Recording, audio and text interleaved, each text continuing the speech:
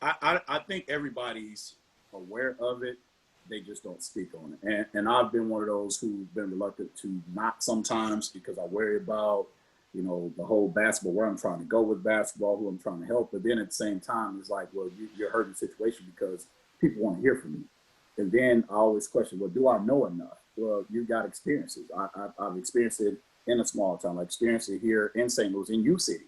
Me and a friend of mine, you mentioned Kansas, Jamal Walker, one of my teammates, we were going to do a paper in U City at U City Library, and we get pulled over, and it's like, what are y'all doing over here? And we get pulled out, drug out the car, sitting out, hot hands on the hot hood, and we're like, we just college kids. We didn't know no better. But just to experience something like that was just like, man, I couldn't wait till I got home to call my mom. We didn't have cell phones, so we couldn't call it in. So we're trucking it down.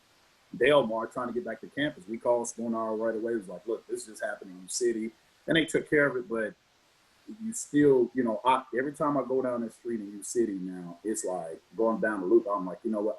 I feel that. I feel that anxiety of, I remember getting pulled over right here, just going to the U City library, just trying to go over there and get some help for a class, So, it's amazing, but, you can turn a blind eye to it, or you can deal with it head on. And we dealt with it head on, and we talk about that story to this day.